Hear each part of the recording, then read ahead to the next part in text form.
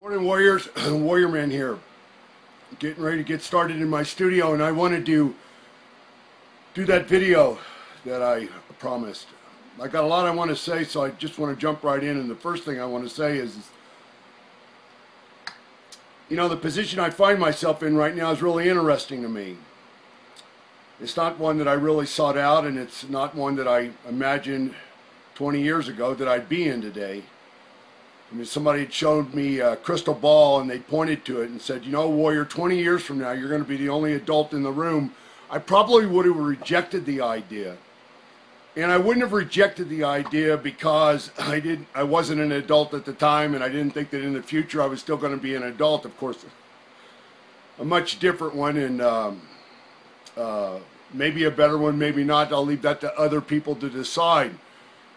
But I just thought that all the guys I was in the room with at the time, everybody that I worked with, all the guys that were a part of my life, whether I liked them or disliked them, admired them or didn't admire them, I just figured that down the road we would all be adults in the room. And I just don't see that going on. And let me explain what I mean. What I mean is that we'd be better grown-ups. That would be more capable men. That we'd be more mature, that we'd be wiser about the ways of life, that we wouldn't be making the same silly, stupid, and immature decisions and choices and remarks and comments. And Terry's not the only one that's doing it. If you've been coming around for a while to my website, my blog, you know that this has been of interest to me for a long, long time. Growing up and acting like a grown-up and stepping up to the next level of responsibility and maturity in your life. That's important for men to do. So I think that's the most important thing I want to come out of what I have to say here today on this video.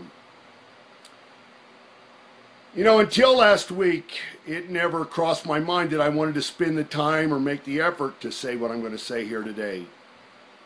And the main reason is, although I knew Terry had really messed up his life and was continuing to mess it up in a really bad way, I have been delightfully, that's a great word to use. I've been delightfully caught up in the beauty and wonder of my own life, and I built that life up without having to depend on paying attention to wrestling, without having to involve myself in wrestling, without paying attention to what's going on in the lives of the talent, and especially what's going on in the messed up life of Terry Bollea. I mean, I really just didn't care. I didn't give a rat's ass how far down the hole his life was going, or what it meant to other people, his behavior in the last few years. But then Randy died. He had his accident and he passed away, and I read some things, I saw some things, I heard some things. I did a lot of thinking, like I talked about in the tribute video that I did for him. And I realized that I couldn't keep my mouth shut any longer about this, about some things that I've been seeing, that I needed to speak up. I just couldn't stay silent. And if not so much for me, because I've made my life work outside the sick and selfish world that Terry Bollea still operates in, but I needed to speak out for all the other voices that can't be heard like mine. The millions of fans from around the world that enjoyed the WWF at the time and were fans of all the characters. And that's really one part of the problem that Terry has. He never had room in his heart or mind to believe that people were fans of the other characters, other than Hulk Hogan. So I wanted to say something for all these people that can't be heard. I mean, the truth is, I've been blessed to really learn some great things about life because I had my success in sports entertainment. It has nothing to do with having money and being able to buy stuff. My experiences there caused me to want to pay greater attention, deeper attention to what was going on in my life and what I was all about. I would not have been able to learn those things if it wasn't for the people who got behind me in my sports entertainment career. So I'm proud to lend my voice to these people who also have thoughts and feelings and ideas right now about things that are going on or that they've seen for a few years, and most especially in the last couple of weeks. You know, Terry, the biggest mistake that you've made all these years that you've worked to mischaracterize me and paint this picture of me being a horrible human being, the biggest mistake that you made was that you worked yourself into believing that I was not even there at that time and place where our lives crossed paths. I mean, when you talk about Warrior, Ultimate Warrior, you talk about me like my presence and participation never even existed. It's incredible how you and others do. It's like you think if you don't mention it or you belittle it in a really violent way, that history will be changed, that the memory of it will just disappear forever. And that's just ridiculous.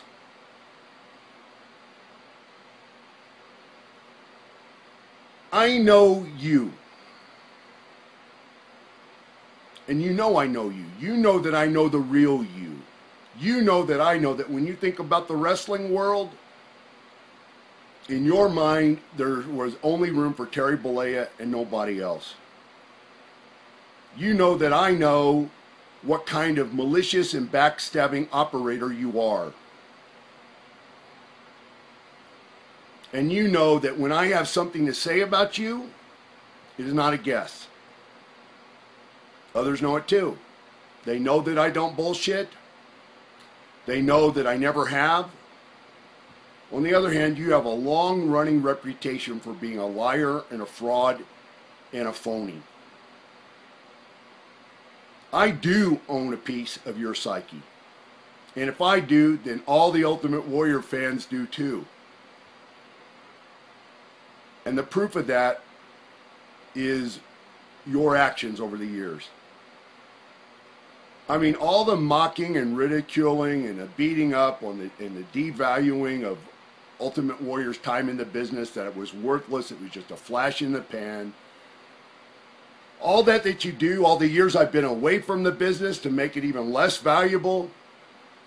And you guys still, every chance you get, you reference something, Warrior, Ultimate something, to tease the wrestling audience or pique their curiosity.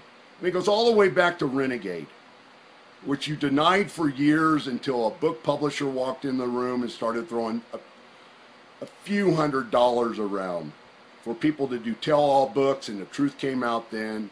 The Triton character that you tried to get away with, I sent the cease and desist, where you showed the shadowy imagery on the inside of the arena walls. The guy coincidentally happened to be the guy who played me in Steve Sting's movie. I remember talking to Bischoff in 1998 when I was going to come in, and he's all excited one day, jumping up and down on the phone like a kid with ants in his pants. And he's saying, yeah, Terry's out shooting a movie right now. It's titled The Ultimate Something. And he's got hair just like yours.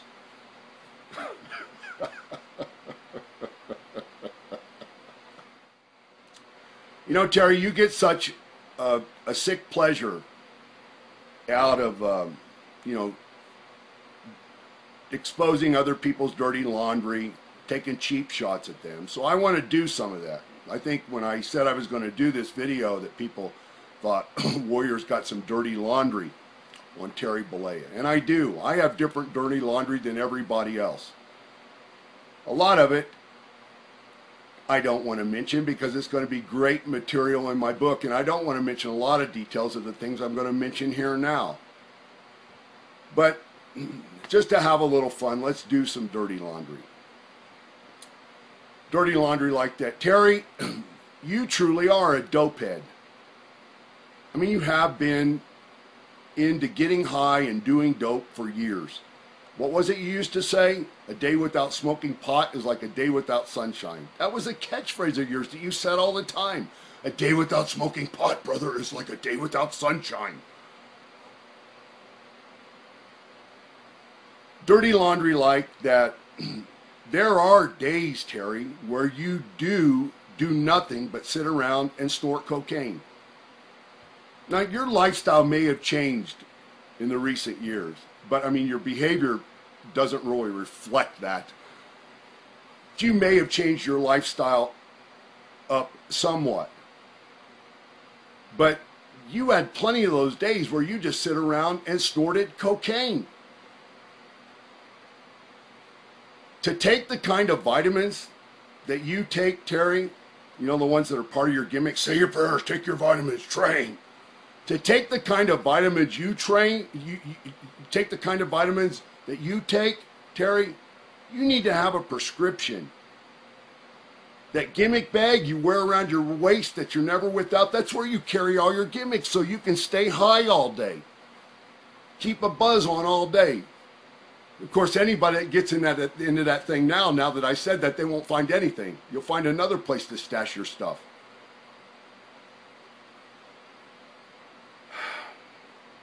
Juvie juice, rejuvenation juice. You called it Juvie juice. It was rejuvenation juice. It amps up your dopamine levels. You get incredibly high off of it. But you can also get so high that you kill yourself. I mean, didn't a few of the guys that you turned that stuff on over there at WCW back in the day, didn't they OD on that stuff? Kevin Sullivan was one of those guys. I mean, you used to carry that stuff around in a half-gallon bottle. I mean, like, you drank it like kids drink Kool-Aid. You were never without it. You still do that? You still carry that around, Terry? Dirty laundry. Like that you and Linda had an open marriage. You were both whores that did slutty stuff on the side. Neither one of you had a problem with the other one getting thrills on the side. In fact, Terry, you tried to get me to sample those thrills. You remember that, Terry? You know, being the only wrestler that said no to so many things in wrestling, I bet I'm the only guy that ever said no to doing your wife. Dirty laundry, Terry, like that you were so paranoid and fearful of other guys getting over, but you hated confrontation. You always used to say, I hold my enemies close, brother. You were so fearful of confrontation that you assisted other guys in keeping them junkies just so you could have control over them.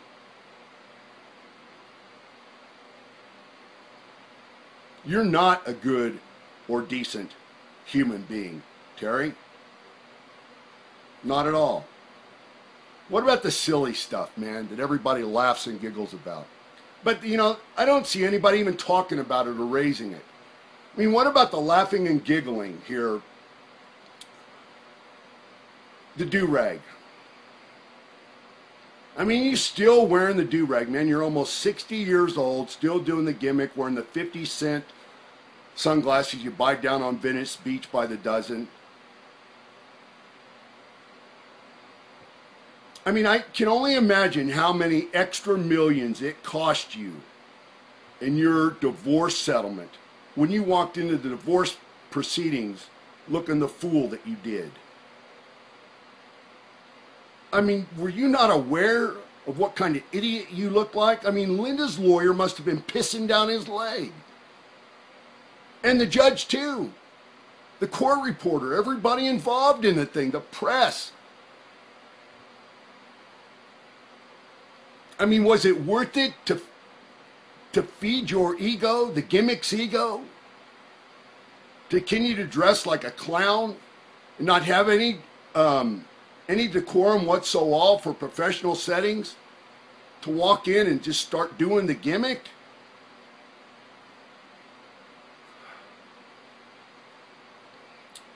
Your flap of extensions, you know, back there that you got going on. I mean, it's not your hair. Those are extensions, man.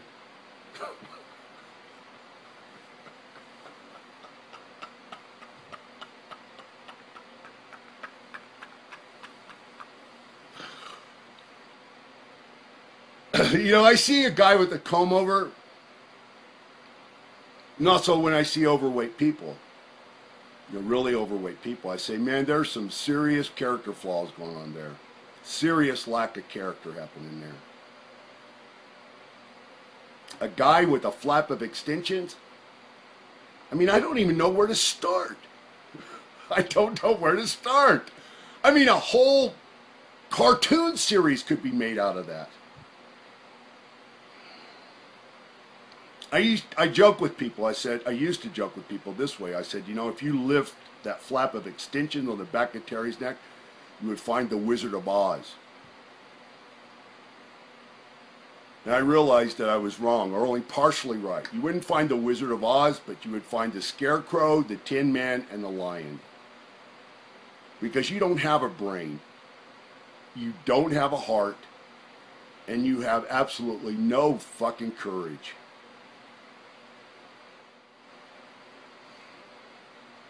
All this stuff you got going on about the positive living, positive ways stuff.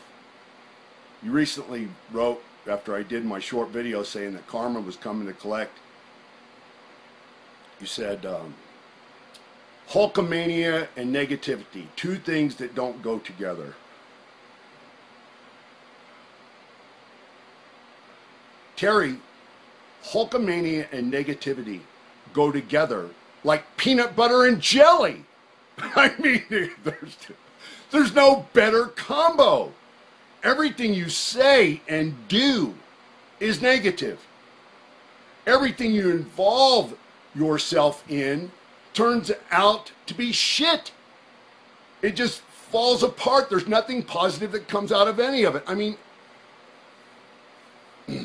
how does it work that out this side of your mouth, you only have time and energy for all those things that are positive, positive ways, positive ideas, positive interaction, positive engagement, positive places, positive this, positive that.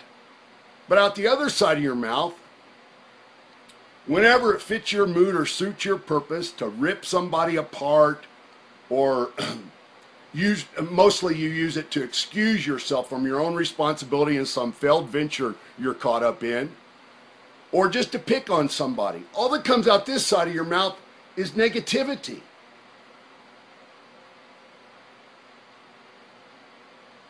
People who still use their minds, they want to know how that works. Because it's talking out both sides of your mouth, it's hypocrisy to the max.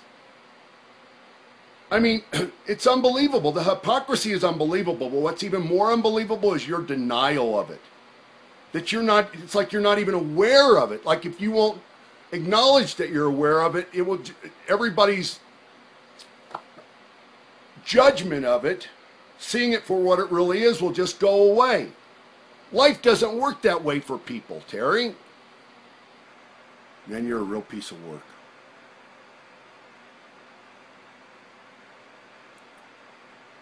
I want to address that comment you made. I want to wrap this thing up. I want to address that comment you made in the interview where you said Hulkamania is entwined in society.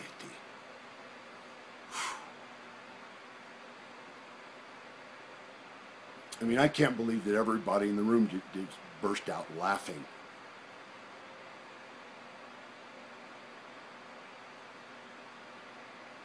It's another one of those examples of how you come up with these on-the-fly remarks and you think they're loaded with intelligence.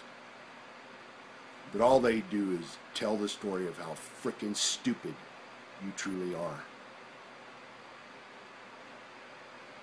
Hulkamania. Terry is entwined throughout society, but not in the positive, cherished way that you think it is.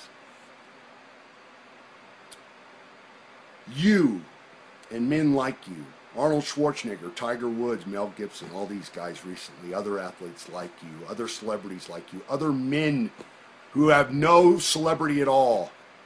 You are all enablers of the screwed up state of our society now. All the dysfunction that's going on in our society now, you're an enabler of it. You're one of the leading contributors, Terry, with your Hulkamania. to the screwed up state of our culture and all the degenerate, just idiotic, perverse behavior that's going on.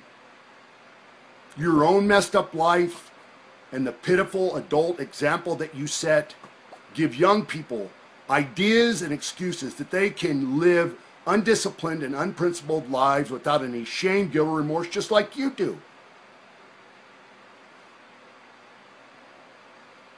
Life for most people, Terry, isn't a work.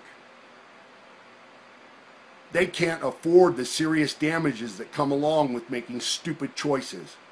You're a wealthy man, you can. You can behave immaturely and irresponsibly, and whatever price has to be paid, you can afford to pay it. When you lose one multi-million-dollar house, you just move to another multi-billion-dollar house. For as long as you can, anyway. Other people can't do that.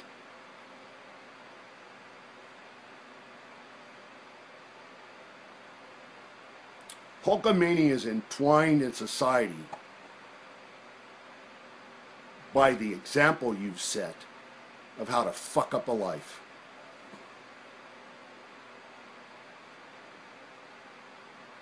You know, most people would have some shame. Most people would say, you know, I got to get my act together and I got to be more accountable for these screwed up choices and decisions I've been making. Most people would man up, Terry. I mean, Randy had it right. What was the title of his album or that song he dedicated to you? Be a Man? I mean, you've tried everything else. Why don't you try, for once, being a man? Try that suit on, Terry, and see if it works for you. You're lying.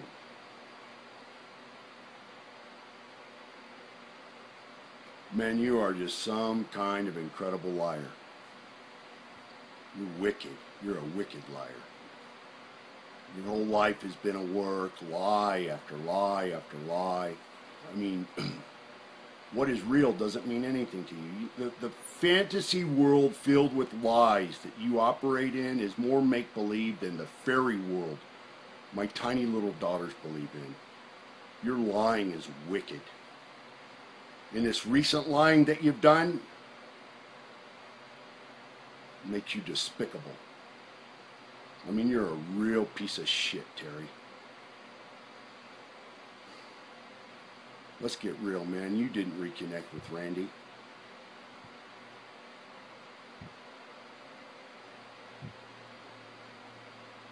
You only said that to make yourself look good. You made that story up, you made that lie up so you could make yourself look good and get the media's attention that you reconnected with Randy. I mean, by your own account, man. You just recently reconnected with a friend you hadn't spoken to in 10 years. 10 years there was silence between you and Randy. And you go on that sit-down interview show and you throw Randy under the bus in the hateful, vile way that you did? What's wrong with you, man? What kind of human being are you? I mean, the things that have real value mean nothing to you and your life.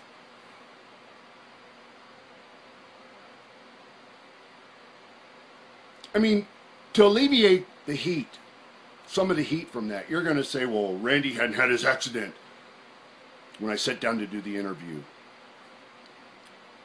That makes you even more of a scumbag. I mean, you hadn't talked to your friend in 10 years. You put on this face like you're glad to reconnect. You're glad you got your friend back in your life. And then you go on then, or you sit down and you make a conscious decision to trash his personal life in the way that you did. I mean, by your own words, it's some events that have happened since Randy's passing. And the words that you used and the stories you told, they prove that you didn't reconnect with Randy. You crossed paths with him about a year ago in a hospital and had a few words with him. He invited you to a barbecue, maybe a step toward reconnecting, but you bashed him and mocked him in another one of those Hulk and Friend, silly-ass Hulk and Friend tour things that you did. You mocked and ridiculed him for inviting you to a barbecue. It was below you to go to a barbecue. You know what happened? Randy was at the hospital, probably doing charity work. She did a lot of charity work. You know, you bash him in that sit-down interview that he's a hermit, that he stayed out of the public eye. You know that he took care of his dad for the last 3 or 4 years of his life, man?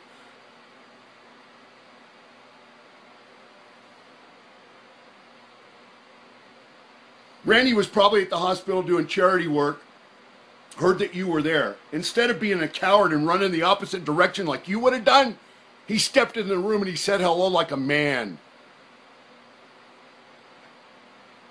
And you sit on that show and you laugh and giggle and you make jokes about him and Elizabeth's marriage falling apart. You know, let me be clear. Randy was a man. He got over his marriage, or the marriage that he had with Elizabeth, and that it fell apart. He moved on. That's the kind of person and man he was. When he decided to give his life to another person in his life, be married to them, he was all there. His whole heart was there. There's no question about that.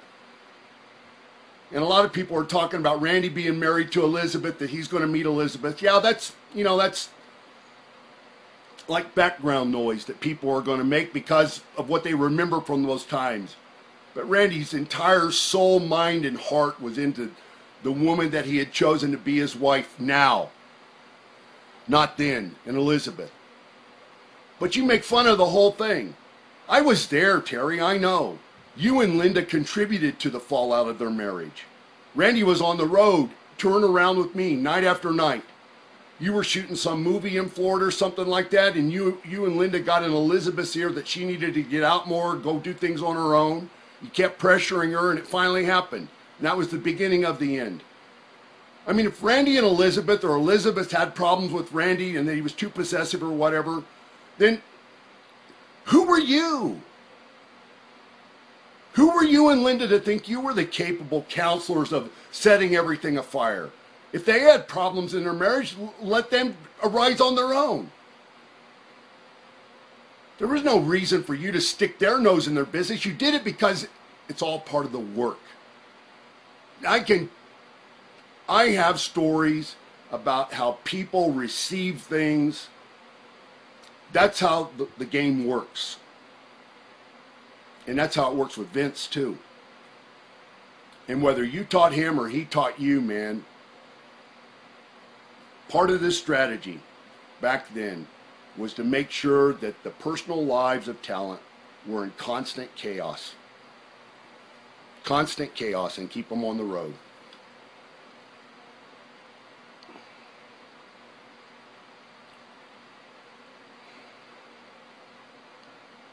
I mean, you sit there and you smirk that Randy was protective of his wife in the wrestling business backstage. I mean, the backstage environment is like a zoo. Hallways are set up as dressing rooms. You see guys half undressed, totally undressed, going to the shower in a towel or still in their underwear or their trunks. And Randy was being a stand-up husband, and you think that's something to make fun of? His wife, I mean, Elizabeth was one of the only women at the time that was in the backstage area. And I got to tell you, man, I've never met a group of males with greater tendency toward adultery, promiscuity, and even sexual perversion. But you think it's all funny? That Randy behaved the way that he did, that he was protective of the wife that he loved? Well, of course you would. I mean, you didn't care if your wife slept with other guys.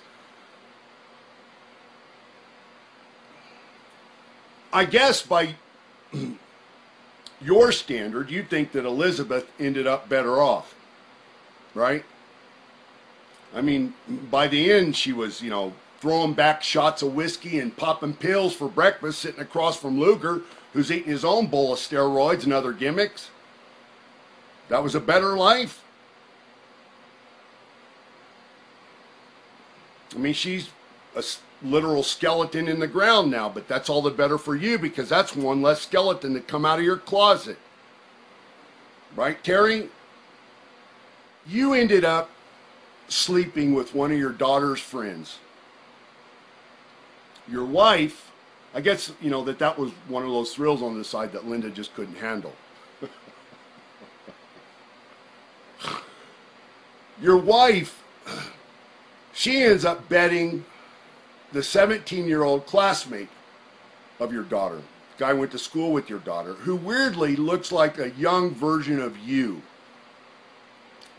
And you end up marrying a girl who either looks like Linda when she was young or looks like Brooke now. I mean, you've confessed a lot of things in the last few years, but you're not, you know, you're not confessing anything on that. It's just all too much. And the thing is, all this silliness, what it really does is point to how seriously you have some mental issues, man. I mean, you're just not right in the head. You can't handle reality. And you are a pathological liar. I mean, for the last 10 years, you have destroyed your life. There's nothing positive about it. And you have destroyed the lives of those you claim to love and care about the most. I mean, let's look at your kids, man. I mean, they're of legal age right now, right? You spent all these years making up lies about me. I guess it's okay if I point out some of the truths about them. Your daughter, Brooke, she had incredible talent, man. She really did. But you ruined it for her. I mean, you tried to play favorites with your entertainment buddies and friends. Most of them are just thugs. You tried to buy other favors on the side so you could just gift wrap success and just hand it to her with a bow wrapped around it. Instead of doing the right thing as a parent and teaching her the value of hard work, sacrifice, self-discipline, patience. You know, that thing that everybody knows is paying dues. I mean, you taught her the most important thing was what image she could create superficially, not what talent she could perform seriously. When she did that silly ass reality show of her own, and she's just out there floundering around now. She didn't think for herself when she was on it. She let other people think for her. They plugged her into all these just idiotic, degenerate plots. And her 15 minutes of fame it's done, over, out, gone. What about Nick? I mean, Nick's not even floundering, man. That cat is totally lost. Totally lost. I mean, he has drifted all the way over the edge.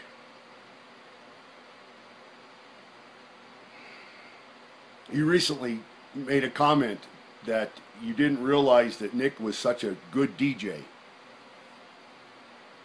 I guess you finally got away from your Twitter page and stuff, your social networking, and got out to see him do his thing. He's doing the DJing thing now.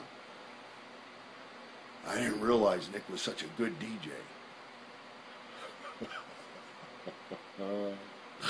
I mean, what the hell is surprising about that, Terry?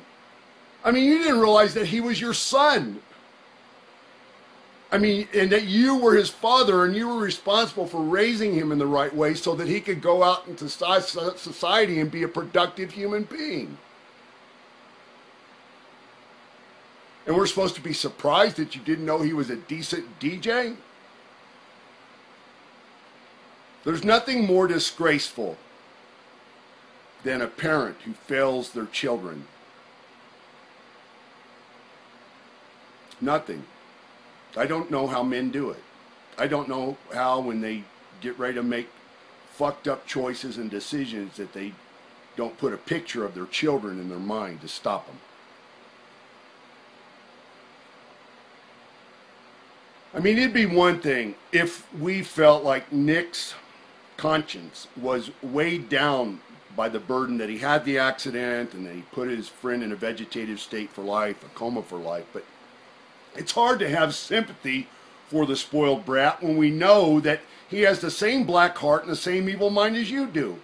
That's the way you raised him. When the audio tapes of those phone calls came out, that's you. That's you, Terry. That's how you operate. And that's how you raised him. It's not about your friends. It's not about having friends. It's about fuck others. It's about get whatever you can for yourself, no matter how bad or underhanded you have to behave. I mean, you guys together, this John kid is laid up for the rest of his life, a piece of his skull missing, and you guys lay it all on him that he had bad karma. Man, that's strong. That's strong. You know what else is strong, Terry? Your bad karma. You and your family's bad karma. It's bad. Real bad. Nasty. Nasty. Set deep in some hellish place that people can't even imagine. That's the kind of karma you have, Mr. Positivity. The sit-down interview you just did. I mean, you sit down, do the interview, they put all the material on the can, they shoot all the footage. Whoever was charged with producing that show made an executive decision that out of all the stuff that you said, and I'm sure you said more than what was put on film and what people saw on TV. They cut a bunch of stuff out. They had to, because that's just the way it works. Somebody made an executive decision to use the 20-second clip where you say Ultimate Warrior was given a bullet to kill Hulkamania. I mean, people that do these things just don't throw darts or shit at the wall. They make those kind of decisions for a reason, because they mean something. And they were trying to draw viewers into watching the program. When you say Warrior Who, that's a lie. You know exactly Warrior Who, Terry. You know exactly Warrior Who. I mean, when you were on that show, you could see in your body language and in your face that you knew your lies weren't coming off. In that one moment where you're talking about, I can't remember what his finish was, and the lies you made up about me wanting to go home after 5 minutes.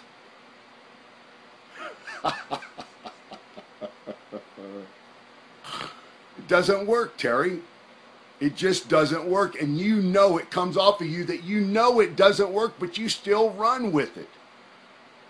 Another mistake that you make, Terry, when you say something about me or think about what you're going to say about me, you think that you're still talking to the 30-year-old kid from 20, 21, 22 years ago.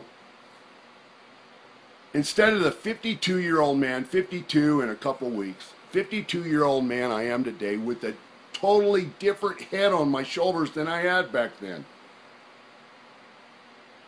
And the reason why you so easily do that and weirdly get away with it inside your own mind is because you operate your life with the same head you had on your shoulders back then when I was 30. What were you, 35, 36, 37? I mean, you haven't grown up at all. Everything about you is still the gimmick.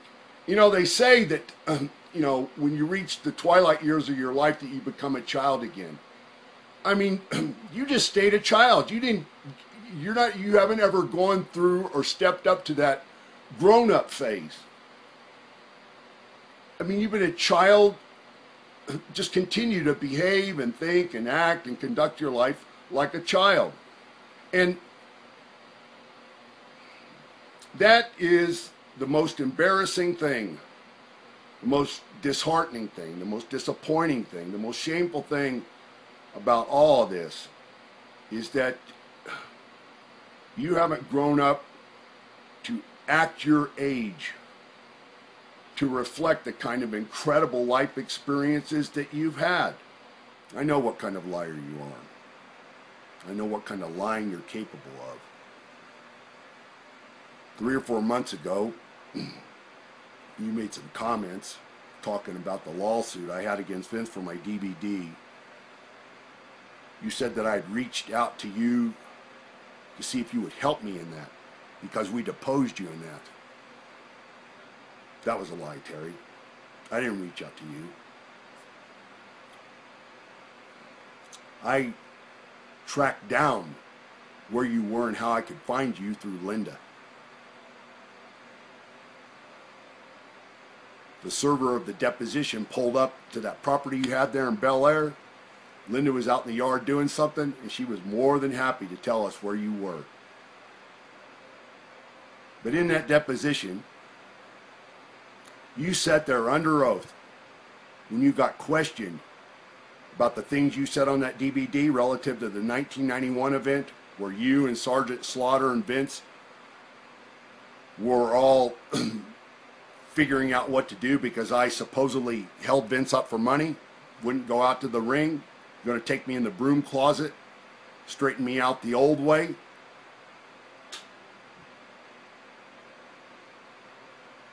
Sitting in a deposition under oath, watching a video replay of the exact things you said you had no idea about what happened, that you couldn't remember anything. I mean, isn't that odd, Terry, that you couldn't remember anything? And what was it, 2008, 2009, 4 years after the DVD came out? But in 2005, when you sat down to shoot the DVD, you remembered everything from 14 years back to 1991. I mean, you wouldn't even admit to the fact that you were sitting in your own house at the time to do the stuff you did on the DVD. You're sitting there looking at yourself, sitting in a room in your house, I think it was your library. All the furnishings and everything, you've been living around those for years. You wouldn't even admit that that was your house. I never called you to help me, Terry, but you helped me. Thanks, brother. You know, your bullet reference in that sit-down interview is really interesting. First, and especially so, because you weren't very good at making effective a use of one either, were you, Terry? I mean, let's get real, man. You made that story up in your book that you were sitting on the bed with a gun in your mouth. I mean, just to play the victim, just to get sympathy, just to keep up the work. Never off. That's your MO, your whole freaking life, never off the work. I mean, everybody who knows you knows that you don't have the courage to stick a gun in your mouth, let alone put a bullet in your head.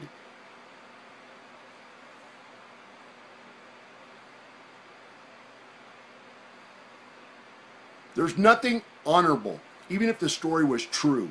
There's nothing to respect about a man who sits and lets the world know all his whines and complaints and bitches. Real men don't do that, Terry Bollea. And I guess the other thing to come out of that bullet reference is that if I had been smart enough or shrewd enough or dumb enough or backstabbing enough, calculated enough to use that bullet effectively to kill Hulkamania, then I'd be in your shoes right now, right? I'd be where you are. I'd have the great life that you have. Man, that's something to admire. Oh, that's something to shoot for, man. There's a goal to shoot for. To become like you. Just a pitiful, absolute wreck of a man. Let me tell you something, Terry Bollea.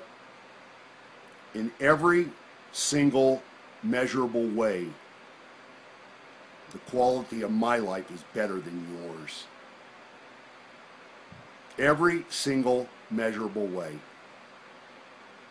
I mean, you are a man who would sell what tiny bit of your soul you have left, you would sell it for a handful of pocket change.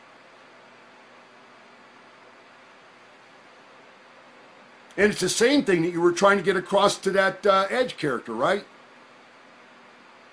Basically, when you bashed him for retiring while he still had all his senses, you said that he wasn't worthy enough of being called one of the boys. I mean, that's what you were trying to say, right? That's what was between the lines of your little Twitter tweet.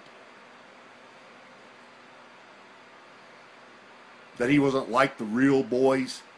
That he wasn't willing to stay in the business until he was mentally and physically battered like you, just a wreck and a whore in every single way.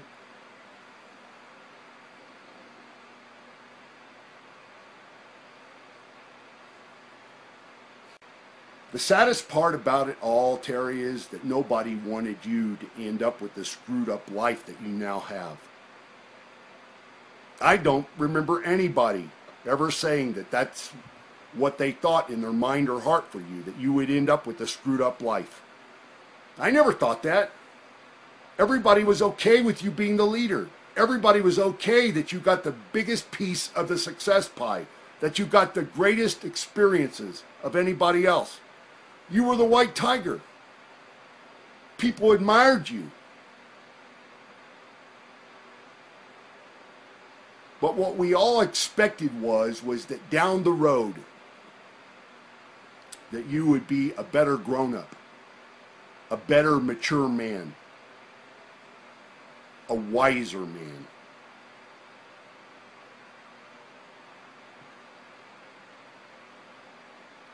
You know, few people get the opportunities that it takes to truly become wise. Most people are so busy dealing with the trivial challenges in their life, paying the bills, keeping control of the kids, keeping the house clean, buying groceries, that they don't get the opportunities to sit back and say, what's it all mean? What's my life mean in this world?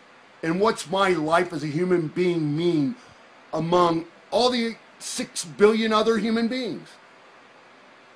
You know, get a little introspective, get a little philosophical about what it is. You know, try to capture some wisdom in your life. You had all the opportunities, Terry. You had more opportunities than anybody else, but you pissed all over the learning that could have been done.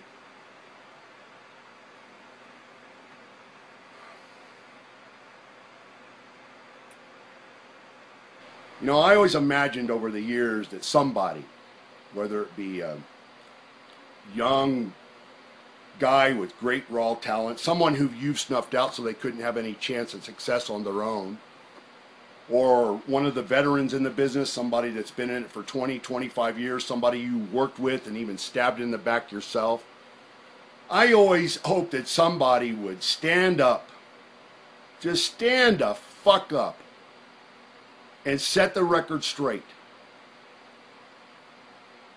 and tell the truth about what you've truly done to the business, how much negativity you've spread in the business, and what kind of person you truly are. I would have been inspired by that.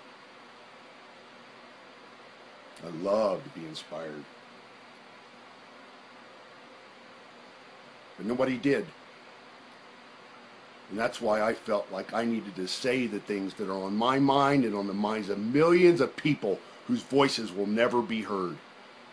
There's a huge audience of people out there, Terry Bollea, Arnold Schwarzenegger, Tiger Woods, Mel Gibson. There's a huge audience of people out there who have had it up to here with freaking men like you. They don't enjoy you anymore. They don't respect you anymore. They're sick to their stomachs of you. They want you to pack your gear bag and go fucking home. Go home. If you can't contribute to the business, wrestling, because that's what you do, that's what you know, that's what you love. You have a passion for it, brother. If you can't contribute something at a higher level than just hogging the limelight from everybody else, so everybody else gets held back and the younger guys don't have a chance to have success in their own right, then go fucking home. Go home.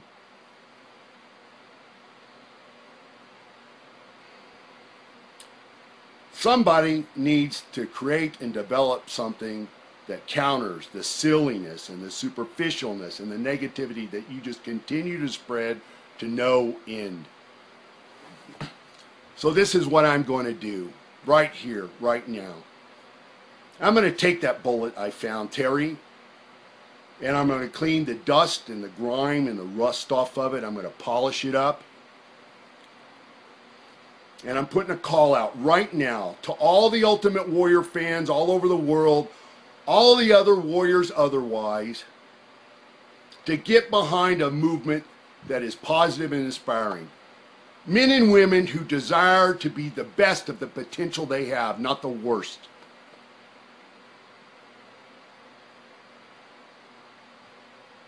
I want those Ultimate Warrior fans and all those other warriors to enlist in this, to help me load that bullet up into the chamber.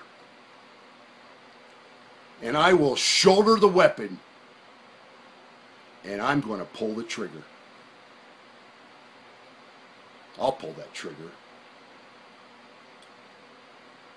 This, Terry, is how karma is coming to collect.